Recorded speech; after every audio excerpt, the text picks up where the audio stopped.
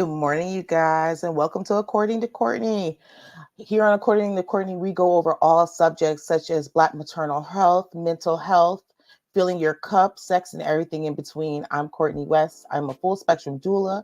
I am a pediatric nurse, and what I love to do is have conversations about subjects that are really meaningful to my heart, and things that I've learned from being a doula and a birth worker as a nurse, and have conversations that a lot of times we just don't get a chance to have in the Black community, and having a safe space to do it so that you go ahead, you bring your cup and bring something with your tea, your coffee, or something stronger, and you get to, learn and get some new knowledge today.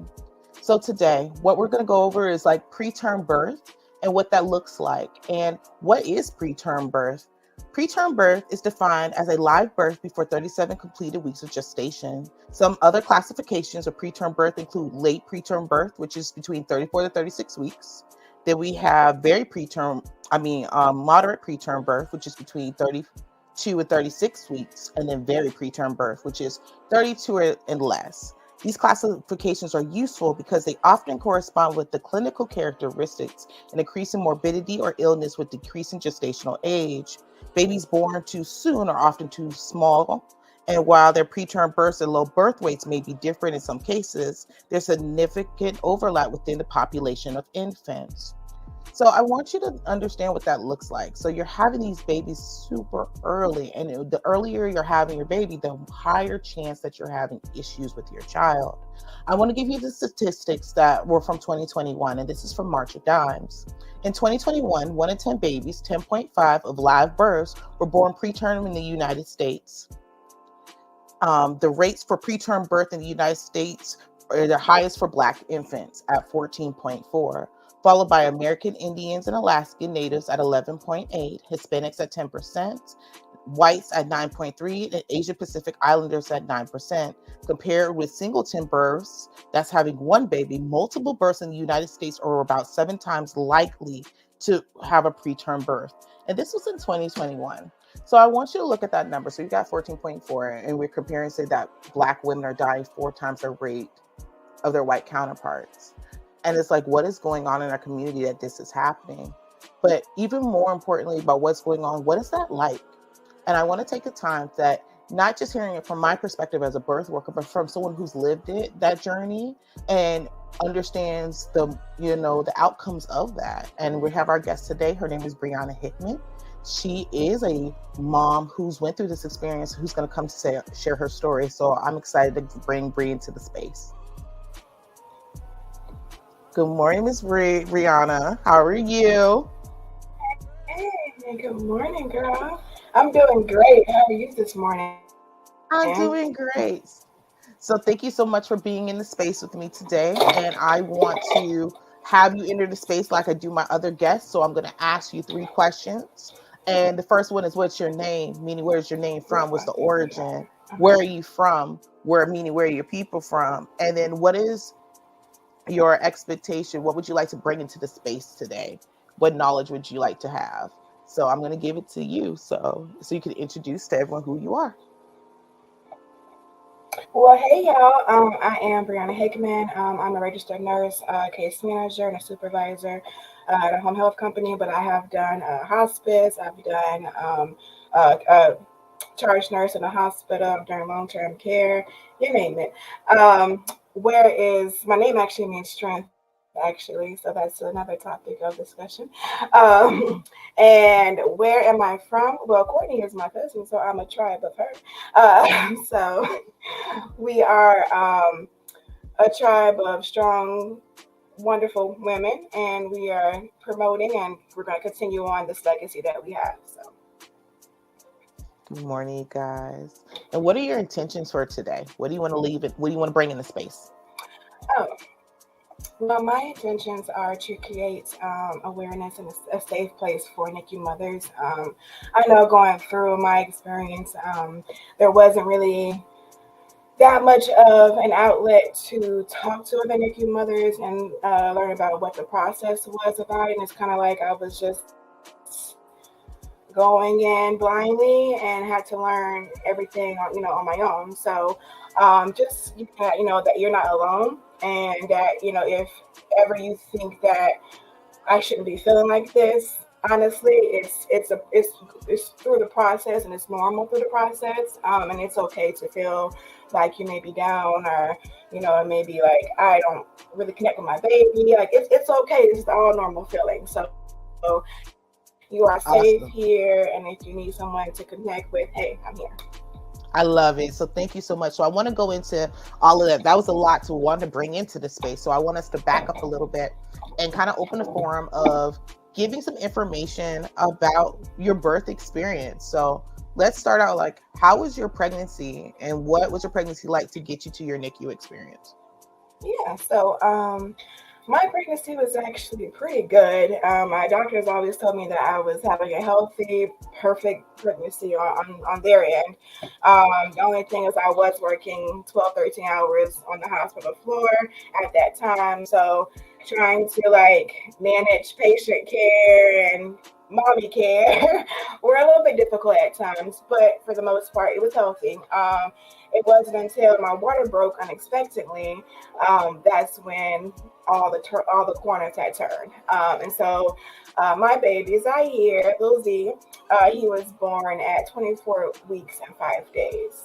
So, like you were given the stats earlier, he had a less than 10% survival rate. Hmm, that's so crazy. So, like you were just stating, so you didn't have any pre-existing conditions except for you were working quite a bit, and a lot of people don't understand when you're working in the Yeah, medical I'm field at how work. stressful that is. Like, not being a nurse is a Yeah, super stressful job. You're in charge of life and death, giving medications, and you're dealing with multiple bodies, so you're constantly moving people, grabbing people, yes, doing medications. So it's a lot of strain on the body, more so than some other professions. So, but again, correct. your doctor said that you were fine.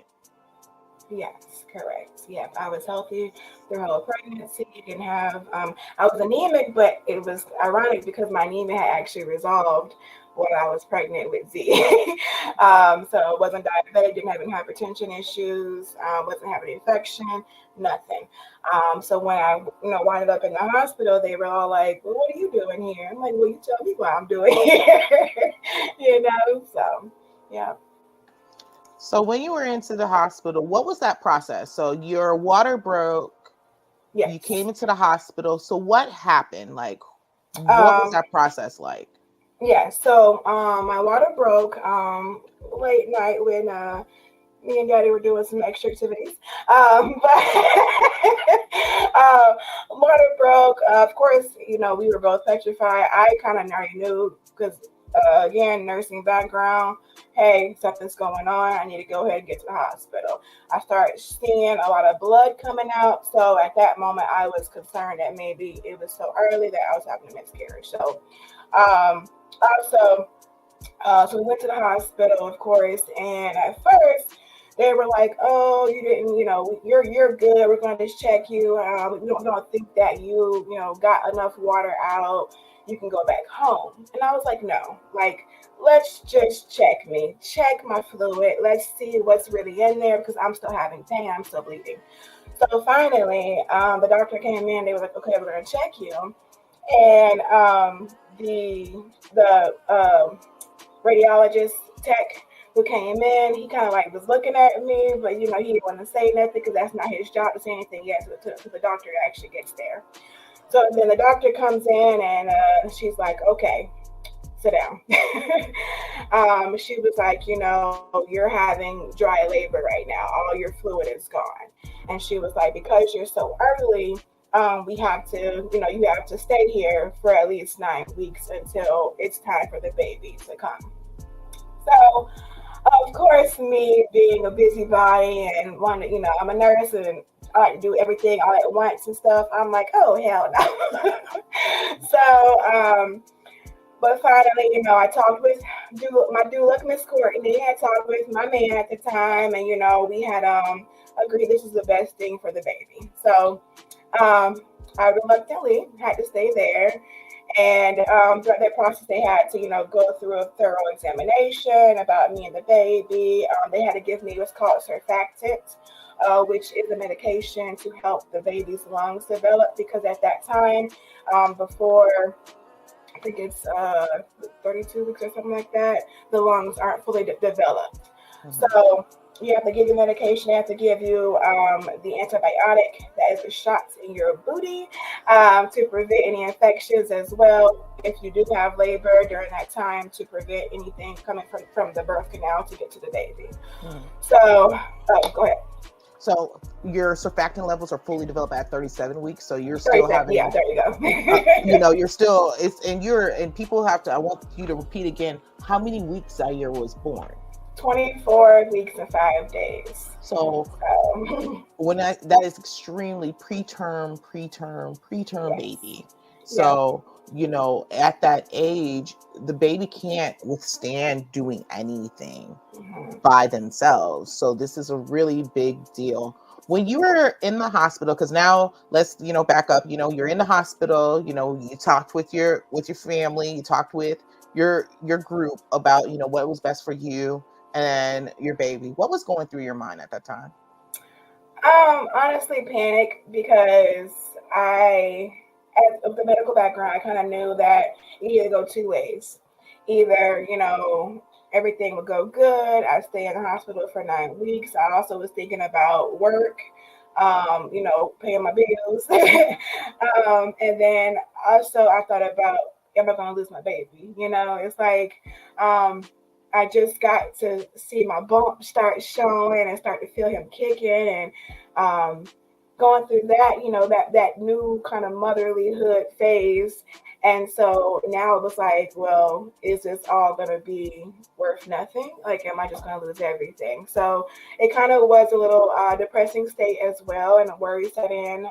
So it was a lot of emotions going on there. Okay. So I want you guys to bring us from you being accepted into the hospital and knowing a realization that you had to stay to you to the birth of Zaire. What happened in Oh. that transition? So the first couple of days, everything was fine. They just did their daily checkups on me, give me, my medication to keep me stable, give me fluids because they needed to give me a lot of fluids at that time, and I can't sit still.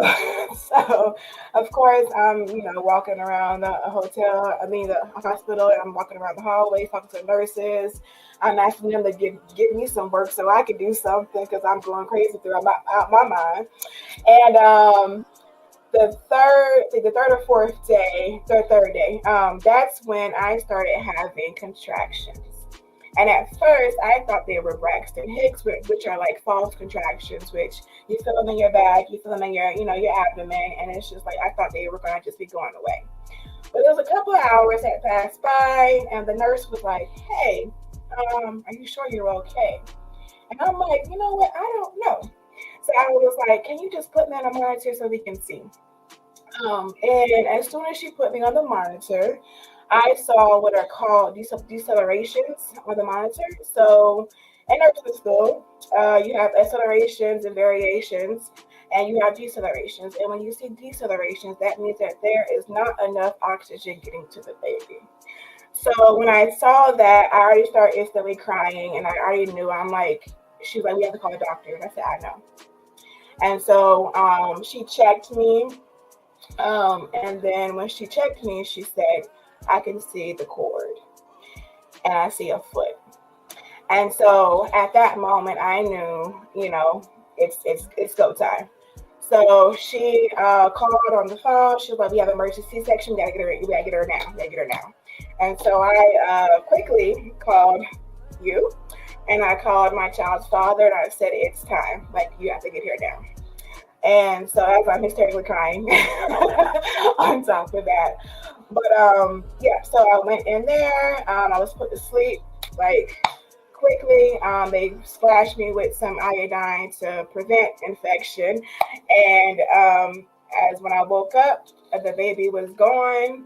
And it was the family surrounding me, and I was, wondering where my baby was. Right. It was it was so wild because, when you called me about there's Zaire. about him. You were calling me like, hey, I'm having contractions. There he is. And so go ahead and tell us, it was a lot because I don't know if you remember, your cord came out and you were contracting and you Yes. caught yourself. And because I was talking to you on the phone and you're like, yo, you called me, like, the cord's out. I'm having contractions. This is happening. And I was like, you need to call your nurse because, you were aware enough that there was something going on, but you were the one that saved yourself and saved your son, because you were calling, you like, something not right. I don't feel right. I feel like it's too chill. There's something's not going right. And you caught it yourself and then was rushed off to, deliver this baby. And we just saw some pictures of Zaire. There's a picture of him when he was first, like, only a few hours old. And I would like to put that up. There should be, that's when he's my older, little turkey. when he's a turkey trunk baby. So it's the one he was in the isolate, with the lights on him. It may not have transferred over, but that's okay.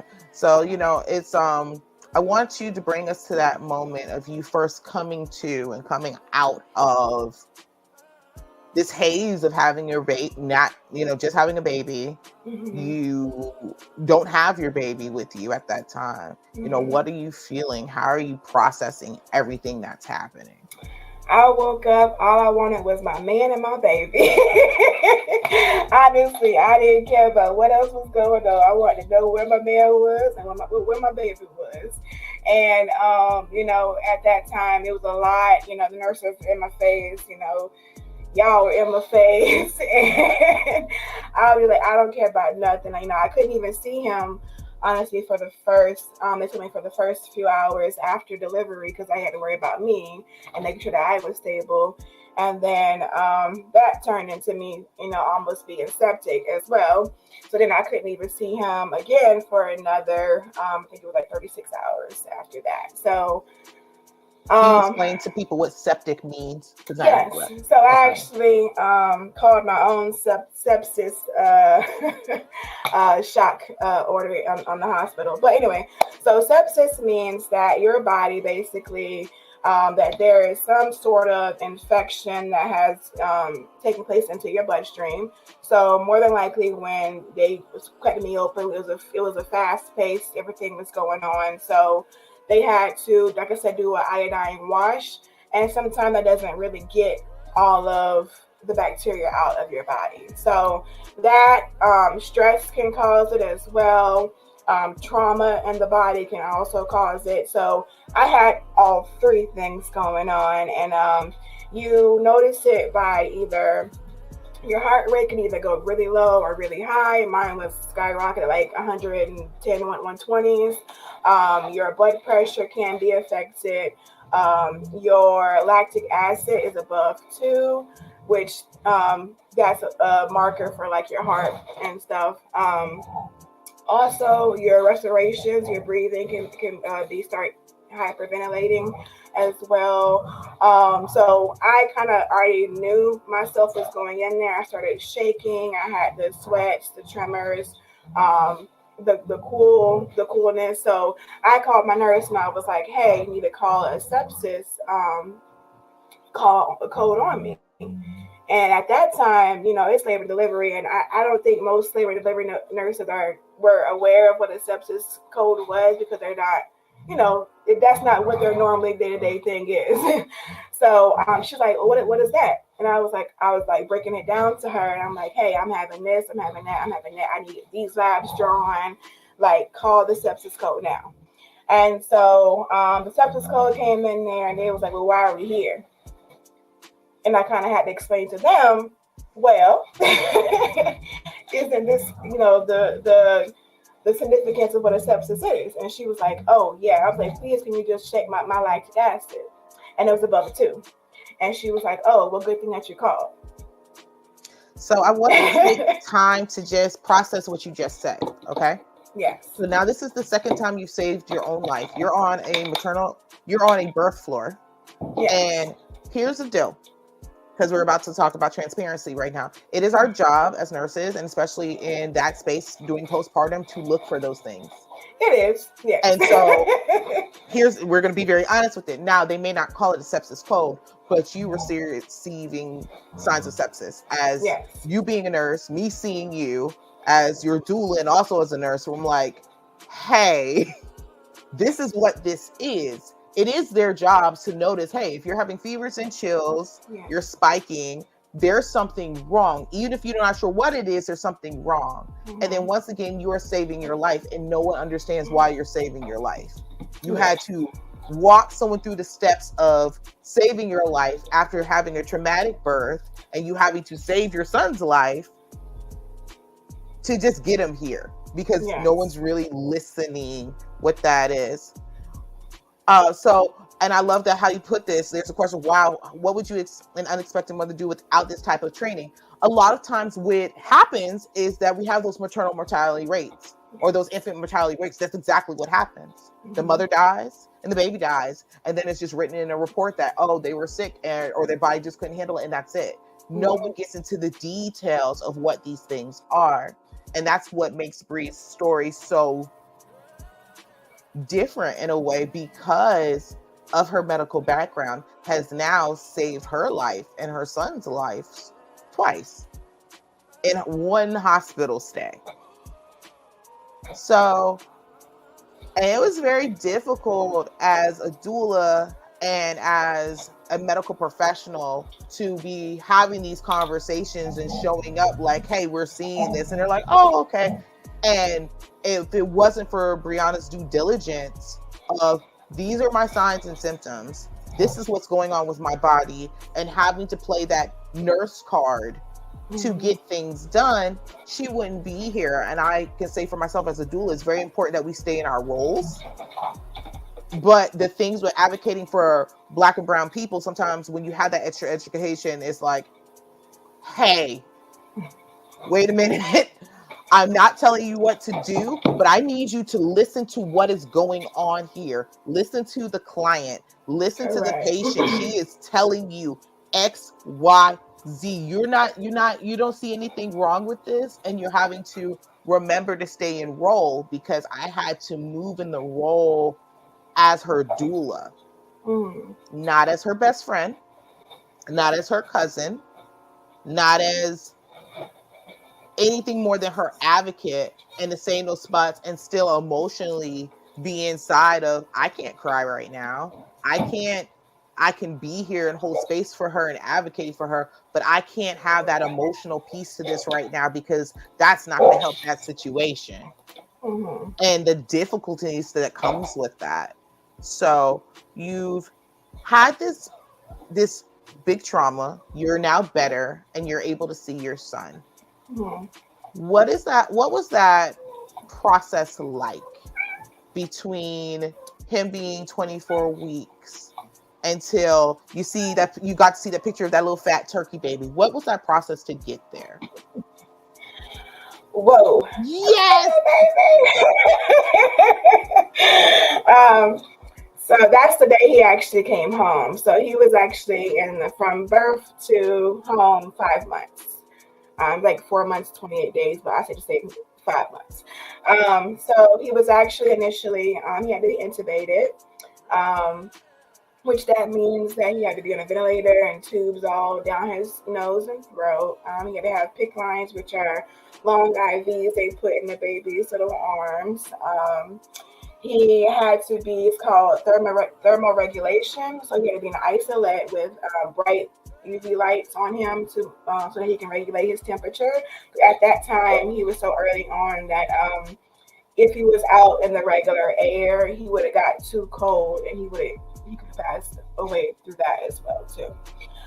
They do daily, like hourly checks from the baby, so they put him on a screen, like if you go to the hospital, you would be on. And one of his issues where he had bradycardia. So his heart rate would drop tremendously low. And what they do in the NICU, they try to let the baby kind of reset themselves. But if they can't, after a matter of minutes, then they have to go in there and help them out. So he had to get blood transfusions. He had to actually have a procedure.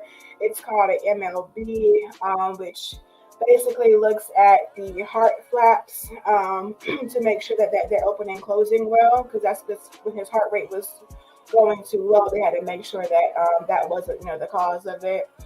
He was on feeding tubes, so we would pump our.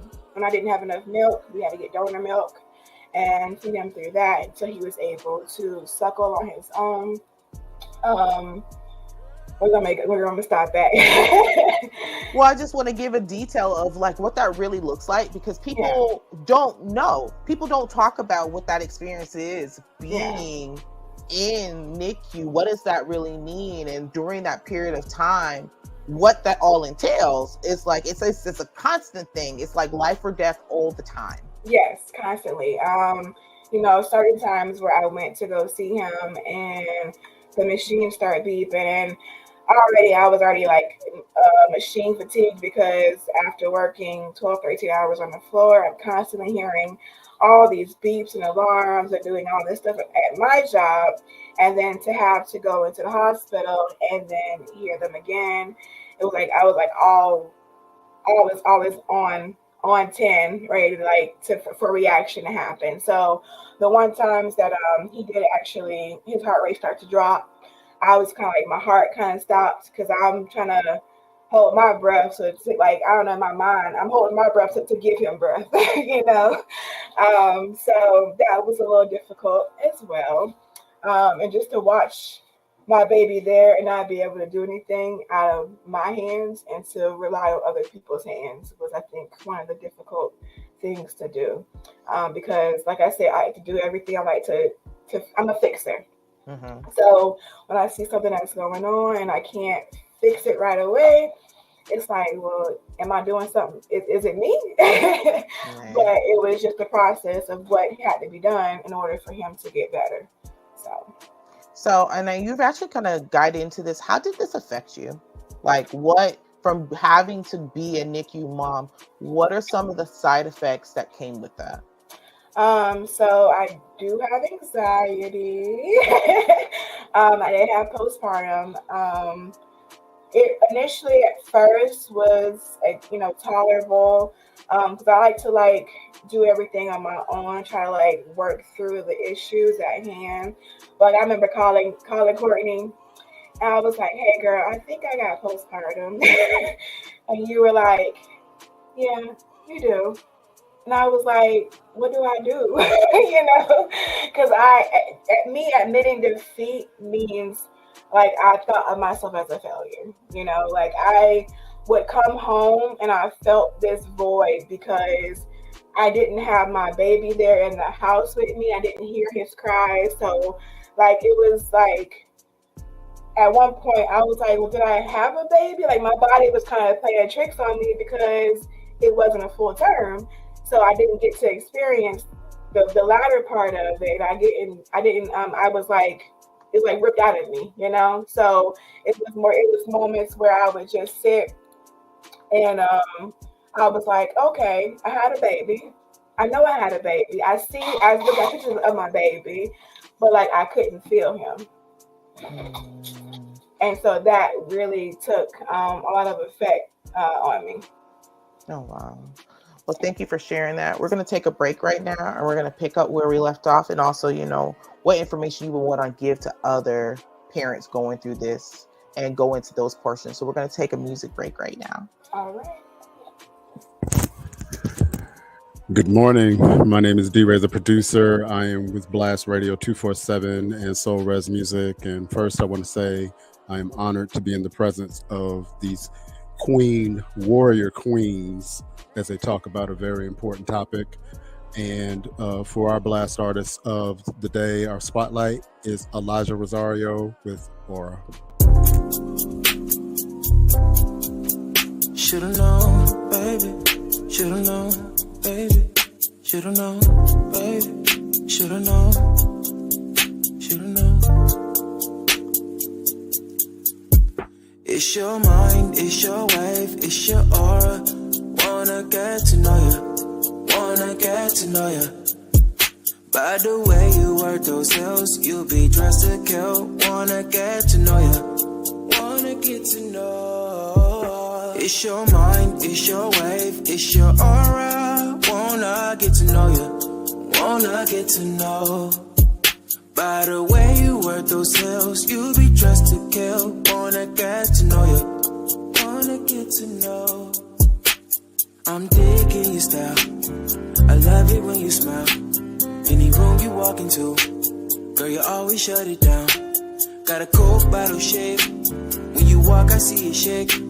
Wanna take it off display, come and take a ride with me. Girl, if you just give me time, I'll enhance your mind.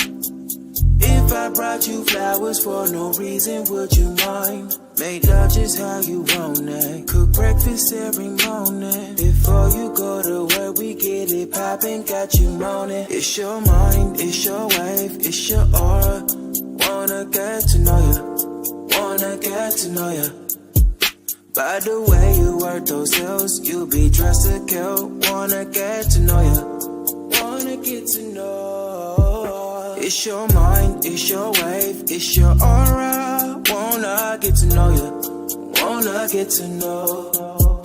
By the way you work those hills, you be dressed to kill. Wanna get to know ya, wanna get to know. I need you in my life, 'cause the way you make me feel, all these butterflies. I said I want you as my own, please let it be known I'm chasing you. 'Cause I'll follow you through heaven and hell just to be close to you. It's all I wanna do, yeah. 'Cause you know it's your mind, it's your wave, it's your aura. Wanna get to know you, wanna get to know you. By the way you work those hills, you be dressed to kill. Wanna get to know you, wanna get to know you. It's your mind, it's your wave, it's your aura. Wanna get to know you, wanna get to know.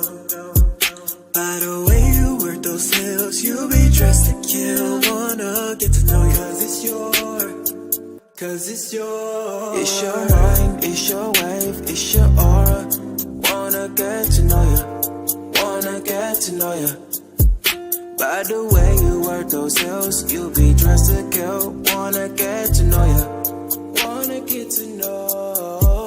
It's your mind, it's your wave, it's your aura. Wanna get to know you, wanna get to know. By the way you work those hills, you be dressed to kill. Wanna get to know you, wanna get to know.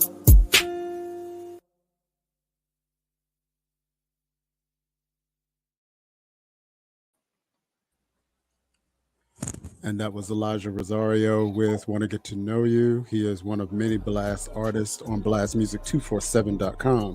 And if you are an independent artist, comedian, or even a spoken word artist, and you're ready to get your art out there to the community, go to blastmusic247.com and create a profile, and let's get your art out to the community. Blastmusic247.com, changing the industry one artist at a time. And now back to According to Courtney. I like that song. Thank you so much. So we have a rule here on my show. We do all baby making music unless the subject is super heavy, then we'll do something uplifting. But you know, babies pay the bills over here. So you know, these come. We do it And if all you're here. having a baby, book with my cousin. There you go. You know, 3 Gems Birth Services. We all here trying to make this money and one baby at a time. So back to this subject, and it's a very heavy topic about, you know, how having a preterm birth really affects the health of the mom. So I want to kind of recap with you guys this week who are just getting back in that, you know, you had a preterm baby at 24 weeks. Oh my goodness. Super tiny baby. And then having to have a 5-month stay in the hospital. You have already had to save the life of your child, you know, multiple times. And then also the life of yourself twice. And then also having to go inside of the hospital, of working in a hospital, doing 12, 13-hour shifts and then turning around and having to go back into the hospital to take care and be there with your own child, and the anxieties and effects of being there and having to trust other people to take care of your child during his decelerations. And what we're telling people what that means is that's when your heart rate drops down, and having to watch him have to learn how to reset himself and watch him be on someone else's timer on, well, you can be without oxygen for this long. Let's see what you do. And then, okay, now we're going to help you. And the determination factors that come with that. And, you know, in your stay, how do you feel the care that Zaire got from his nurses? Actually, we had one nighttime nurse. I think her name was Amanda. She was amazing. She was very thorough. She kept us updated. She like, I would bring little clothes that you could see for him, and she would make him look cute and dress him up. She would, you know, tell me if there was a problem right away. Like, I loved her. I did have to fire a couple of them because they just weren't doing what I needed them to do. As far as, like, you know, I would go in there and they would like crack the door open and like, oh, you good? And I'm just like, can you come in the room? Like, can we have a conversation? Can we talk about what's going on with my baby first before you just shut me off and keep going? So that was that. A couple other times, you know, the doctors want to, you know, we had a couple back and forth, but for the most part, it was good. I just, for people that don't know, it's called NEC, which is necrotizing enterocolitis. So that was one of my biggest risks for him as well, because our family already has kind of dairy. We're kind of dairy. What's the word? We have allergies to dairy. We don't digest dairy well in our family, and that's actually not uncommon with Black and brown people. So a lot of times when they're giving formulas and things to fix our children, they're giving them things that are very loaded in dairy, not by mistake. And therefore, it actually causes other issues in our systems, especially when babies are that young. They can't process dairy like that. And in our family, even more so, we do not process dairy like that. Yeah, so that was one of the things I was watching out with the doctors as well, too, because they were giving him, you know, a mix of breast milk and formula, and I was just kind of really concerned about, you know, I didn't want him to develop that because that would equal a longer stay in the hospital. Who got time for that? So Zaire came out 1 pound 14 ounces, and it was an up and down battle, but I'm glad that we did have the nurses that we did and the care that we did have, and I was able to have a rapport with those people because I knew that even when I wasn't there at those times, that he was taken care of. So. Beautiful. It's so good to hear that. I would like you to, you know, give advice to people who are trying to support or how to support a family of a NICU, of a preterm baby. What does that support really need to look like? So everyone sees me like this strong person, whatever, you know, and they're like, oh, you're strong, you got this, you know, and it's like, but I needed people to actually be there.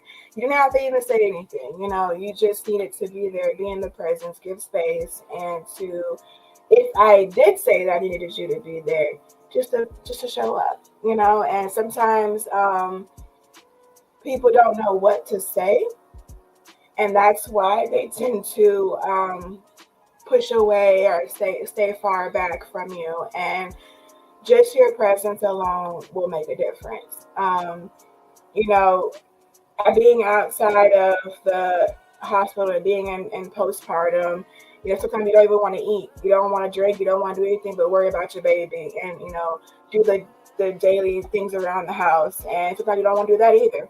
So hey, if you like having a mom going through postpartum and having a NICU baby, say, hey, I can come over, I can, you know, do dishes one day, or I can cook you a meal and just have that there for you. Or you need, you know, you got other kids, I'll pick up the baby from school for you, you know, things like that to make a difference and say, hey, I got you, you know, go ahead and go through your processing yourself so that you can be prepared for not only you, but for this baby that you have to get ready to come home to.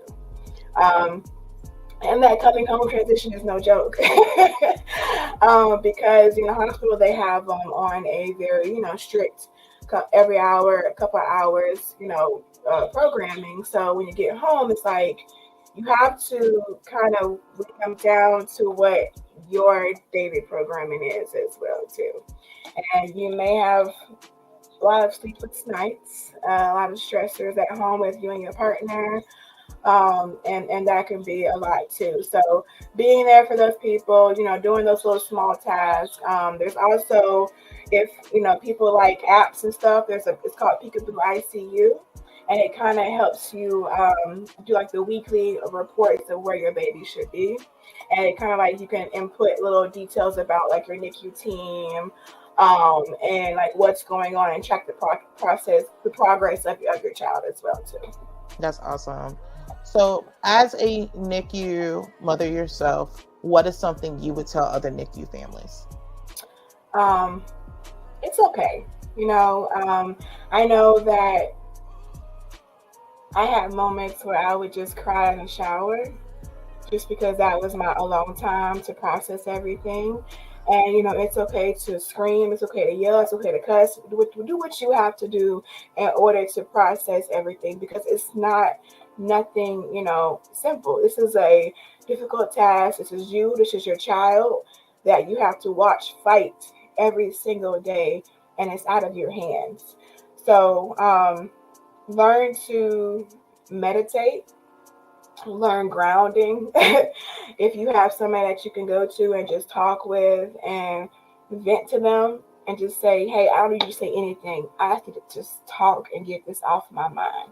And and sometimes that's enough. If there is people who that have gone through the same thing, and that you could just sit with them and just discuss your stories, that also helps as well. Getting out of the house. Get your butt out the house. Don't sit in that house. Don't simmer in that too long, because if you simmer in it, it will deter you away and you won't have you anymore. So, but you have to go through it. You have to go through it. I think a big part of what you said, and I can say from that time, was building a tribe.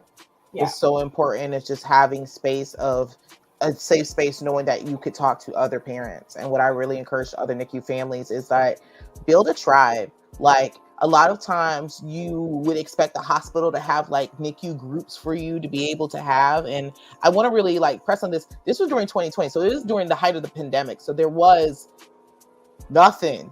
We were just out here winging it for ourselves. Even us, I had a space where we did have meetings and did have mothers groups so that you could come and facilitate and build a tribe.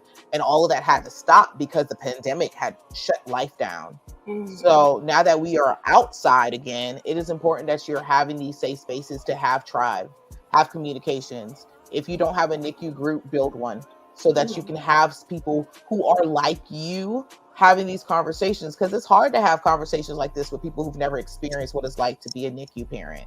It's hard if you haven't been in that situation. I know for myself as a pediatric nurse, I got into this work as doula from dealing NICU. I would do NICU transfers. So when the families were transferring home, I would go into the NICU and help them pack up their babies and transfer them home and get them acclimated into that adjustment period and what that's like, and the severe postpartum that comes with it, the anxiety that comes with it, because now there is no buttons, there is no alarms, but you hear the alarms, or sometimes we're bringing the alarms with you. And, the parents just to be so disturbed and so traumatized that they don't know what to do, and learning how to, now it's on you to save your child, to make it work, to figure this out. And, in some cases you do have the transition of having to have nursing in home. I know for Zaire, they have mentioned that, and it's very blessed that as a family that we do this. I am a peds nurse. I was like, I'll quit my client. Oh, he can come home. We will make this work. We are overly equipped to take on a pediatric child, but that is not the case for most people. They don't have that built-in community of this is what we do and we will figure it out. But, I want people to know, it feels like a lonely road, but it doesn't have to be. Mental health is real. Like, maternal morbidity is real. Like, having depression from this and anxiety from this is real, and to give yourself grace and to give yourself Yes. space with that, and having someone support you. So let me ask, it's one of them things, not as your cousin, but as, do you feel having a doula was helpful during your pregnancy Yes. and going through this? Yes, I feel like there were other stressors at that time, as far as family dysfunction. And so then we had, our grandmother was sick at that time as well too. So it was like so many stressors. And then, like you said, we were getting ready to get into this was the end of 19 going to 2020. So this was the start of the pandemic. So, and then having, like I said, work in the hospital with the start of the pandemic as well, and being so afraid to bring something back to my baby. So yes, I do feel like having you was helpful, because like I said, I would just call you, but hey girl, just talk, just listen right quick, and just let me just tell you what's going on. And then yes, I did have the medical background, but sometimes you just need a listening ear, that support system to say, hey, I got you. It's okay. I'm glad. And I feel like I always like really, really press for everyone to have a doula of some sort. Look into your community. If you have a Healthy Start program that offers free doulas, take it. Look into your computer in your communities and see that it doesn't mean if it's student doulas, that's what it is. But look into your doulas, especially, as Black and brown people, this is the real. These are our numbers. This is what is happening, and this is happening at an astronomical rate. We're having the preterm babies, we're having these things, but having support has been proven to make a difference in this. And even though, and in some cases are like Breeze, everything was perfect, everything was good, and things still happen, but having someone to be in those spaces and be in those spots make a difference. Family dysfunctions are real in any pregnancy. Sickness is real through any pregnancy. Those things happen. And so as a doula, you're there to, kind of play defense, offense in those situations, and be like, okay, all those things are happening, but we're having a baby. And to keep the focus on, this is the task at hand. This is what's going on. Is it harder? Absolutely. But it's about having to separate the 3 or 4 different things and just hold space for the person and not have to, worry about your own things. And I even employ that to people who are doing doula work for your own family members.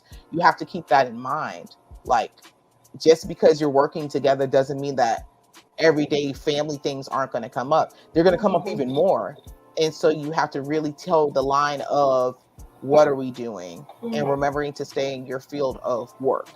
And I think that was the balance with us a lot of times. And I would tell you, okay, I'm talking to you as your doula right now. And other times I'm like, I'm talking to you as your cousin right now. I'm talking to you as my friend right now. I'm talking to someone who loves you all the way around right now.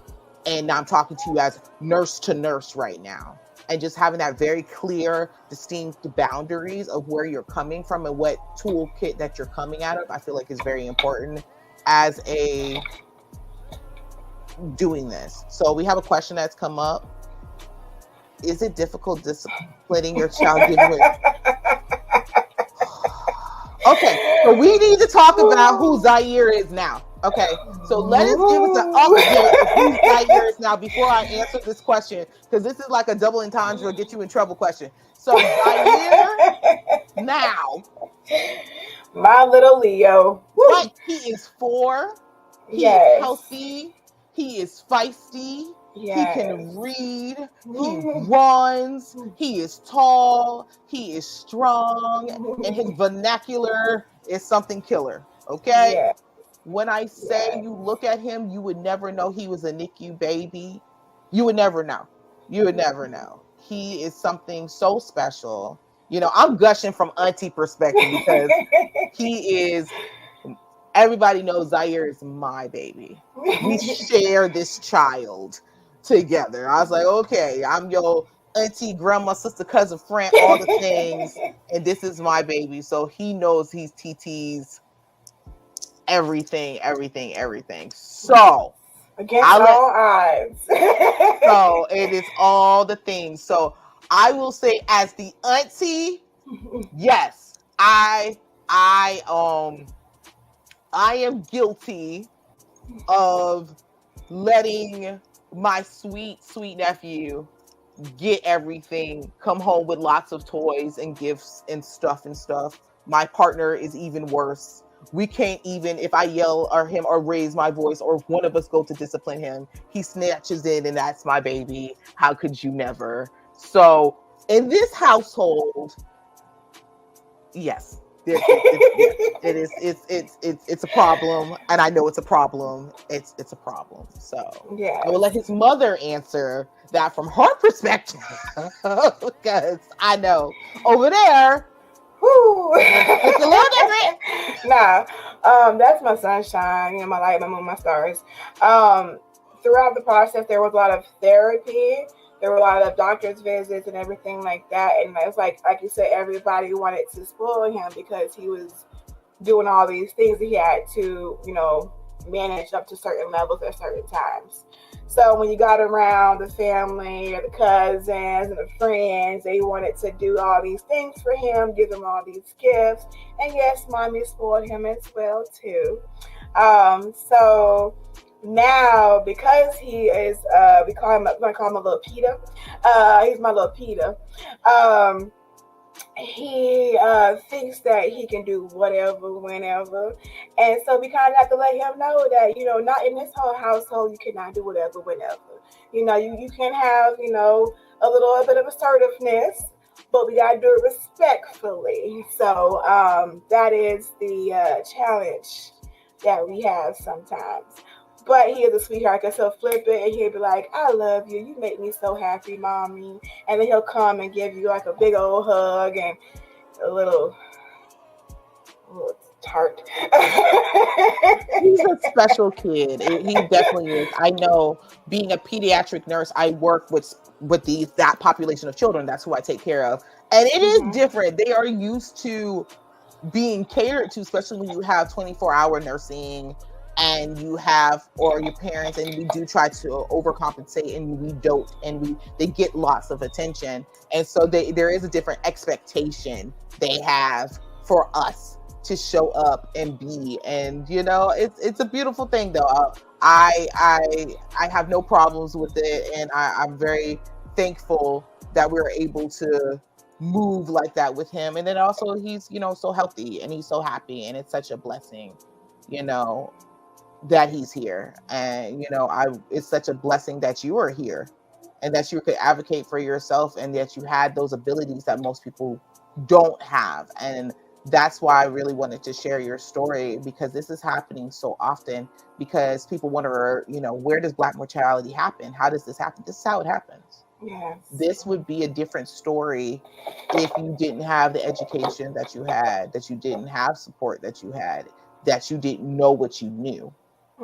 Your story would be like so many other stories, and it just gets swept under the rug. And the family members most of the time don't have the education and the knowledge base to know, no, this is what really happened to my wife. No, this is what really happened to my baby, until someone who has the medical expertise can say, did you know they died from sepsis? Did you know that they had severe high blood pressure? Did you know they're having fever and chills? And so many parents and moms, this is their story. And they wait till they're so bad that they don't know.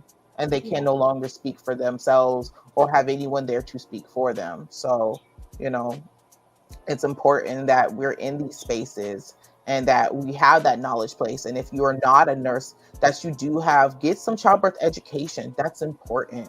Take a class. It's important. Get a doula. Have someone there to advocate for you. Even if you want to do a birth that you don't have someone else in the room, take a course beforehand so that you're able to know what could happen, what's out there. And then also, find groups. Having moms groups are really important. You want to be able to be like, hey, is this normal? Is this not normal? And just share space for that.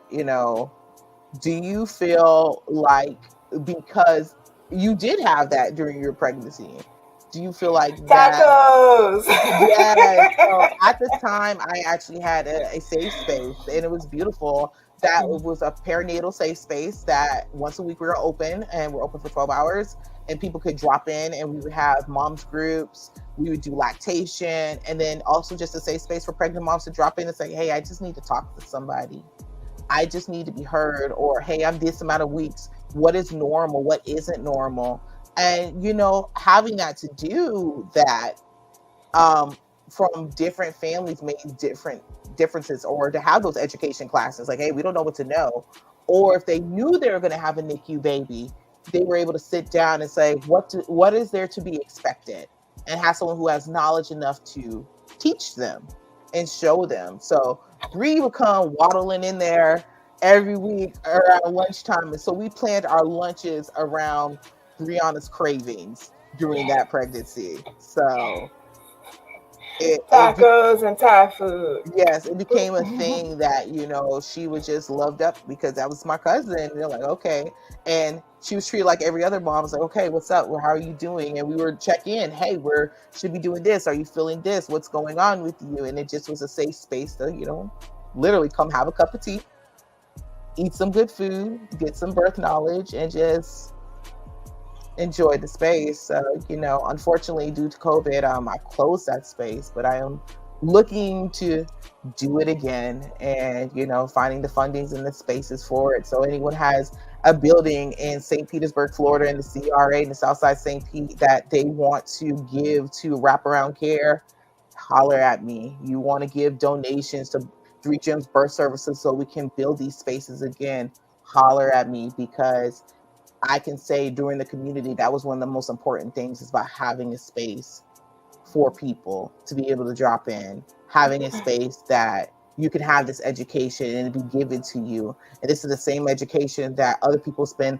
thousands and thousands of dollars on. Why don't you have access to it? And you should. So we're getting close to the end, and I thank you so much, Miss Brianna, to have you on here and holding space with us, and hopefully we have you again. Yes, I hope so. Do you have any closing words you would like to leave?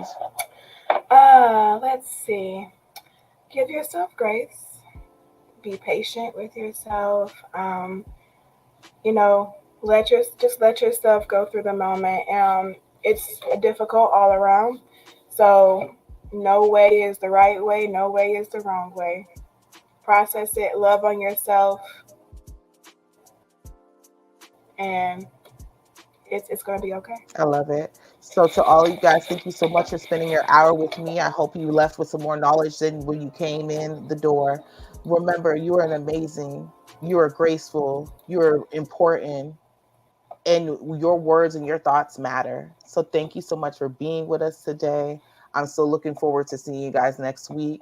Keep your self-care up. Keep your head high. And until next time, thank you so much for being with us. All right, y'all have a good one. Take care now. I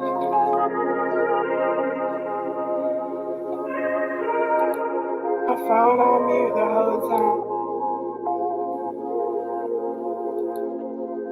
Oh, was I on mute?